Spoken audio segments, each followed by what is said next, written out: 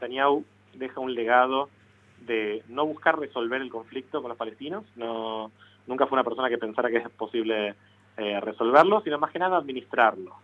Administró el conflicto de forma tal que muchos israelíes le agradecen que en la última década hubo menor cantidad de víctimas que en toda época anterior, garantizó la superioridad militar de Israel, pero no tomó ningún paso real hacia resolver el conflicto con los palestinos. Las únicas veces que se sentó fue con mucha presión internacional e hizo lo posible para boicotear las negociaciones y que fracasaran. Y Netanyahu siempre fue de ese palo, es decir, muy escéptico hacia todo tipo de iniciativas de paz hacia los palestinos. De hecho, su carrera política comenzó en los años 90 como el crítico más fuerte al proceso de paz que encabezaba en ese momento Yitzhak Rabin, y ese proceso de paz tenía que ver con la idea de ir haciendo concesiones territoriales graduales a los palestinos a medida que se avanzara en la negociación y a medida que se fueran garantizando distintas condiciones para la seguridad de Israel. Y Netanyahu siempre fue muy desconfiado del liderazgo palestino, además es de derecha en lo que respecta a la economía, y además en los últimos años que otros partidos de derecha lo fueron abandonando y se quedó con cada vez menos aliados. Netanyahu se convirtió en una persona muy dependiente de su alianza con los partidos ultraortodoxos, que básicamente se concentran en pocas cosas, no se concentran tanto en el conflicto con los palestinos, pero sí buscan, por ejemplo, que continúe la relación entre religión y Estado en Israel. Hoy en día, por ejemplo, el rabinato ultraortodoxo maneja todo el tema de matrimonios, conversiones, entierros y demás, lo cual es muy problemático para la mayoría de los habitantes del Estado, que no son judíos ultraortodoxos, y además buscan algunas medidas económicas, teniendo en cuenta que la población ultraortodoxa tiene la mayor cantidad de hijos en el Estado y suele estar sobrerepresentada en los sectores más pobres de la población. Entonces buscan mantener y ampliar un equivalente israelí a la asignación universal por hijo. Cuando los israelíes van a votar, en realidad no están votando la figura del primer ministro. El primer ministro es el que gobierna, para empezar. Israel también tiene un presidente, pero que es una figura más que nada ceremonial. Eso es votado en el Parlamento. Pero el primer ministro también sale del Parlamento. Lo que los israelíes votan cuando van a las urnas es los partidos que van a ser parte del Parlamento, y después esos partidos tienen que negociar para la formación de un gobierno. Como hay 120 parlamentarios o diputados, para que se forme un nuevo gobierno se tiene que representar la voluntad de la mayoría simple del Parlamento, o sea, de 61 diputados. En Israel hay muchos partidos políticos y todo el país funciona como una cámara electoral. Otra particularidad del sistema político israelí, que en realidad explica bastante cómo llegamos acá, es que si bien un gobierno tiene un mandato de 4 años, como el gobierno refleja la voluntad de la mayoría del Parlamento, si hay alguna pelea entre los partidos políticos que están en el oficialismo y un partido se va de la coalición, entonces puede proponer un voto de no confianza y el Parlamento decide si el gobierno va a continuar o no. Entonces eso hace que un gobierno pueda llegar a durar 6 meses, un año, 2 años. De hecho, el promedio en la historia de Israel es de 2 años y medio. Y otra particularidad que a un argentino le puede choquear, yo estaba viendo la sesión larga, el plenario que se hizo en el Parlamento, y Netanyahu dijo, por ejemplo, a partir de ahora voy a trabajar todos los días para hacer caer a este gobierno.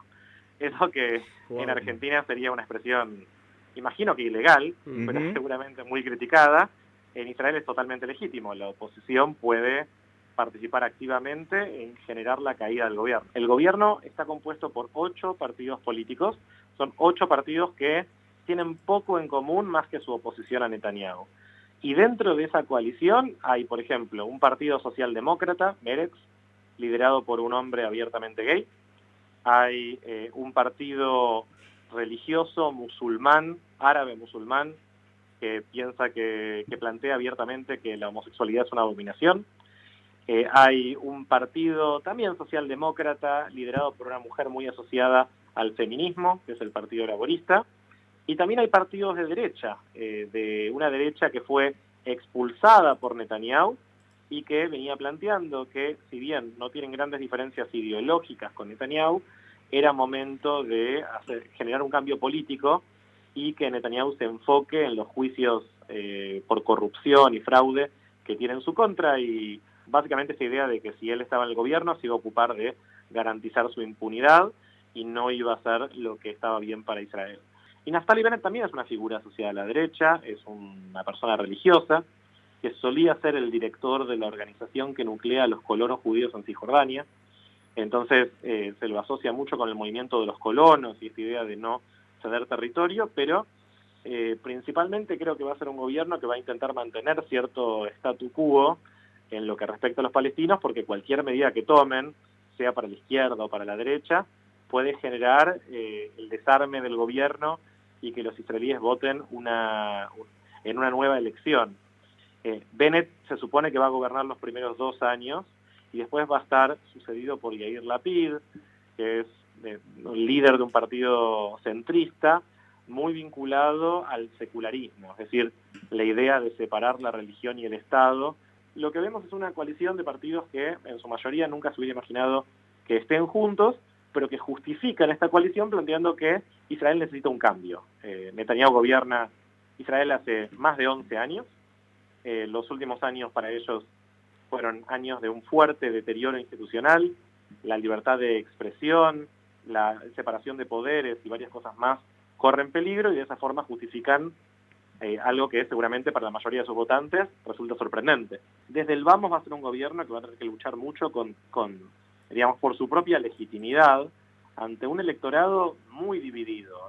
Hace ya varios meses, todos los sábados a la noche, hay manifestaciones en distintos puntos del país en contra de Netanyahu, exigiendo la renuncia de Netanyahu, ahora se van a terminar, pero esas manifestaciones solían estar respondidas por manifestaciones de violencia de parte de gente que apoya a Netanyahu. Así que lo que se ve es una grieta cada vez más grande en torno a la figura de Netanyahu entre quienes consideran que es hoy una fuerza nociva para el país y quienes consideran que Netanyahu es el absoluto salvador de Israel, el responsable de que haya seguridad, el responsable de que Israel haya salido de la crisis del COVID más rápido que básicamente cualquier otro país del mundo.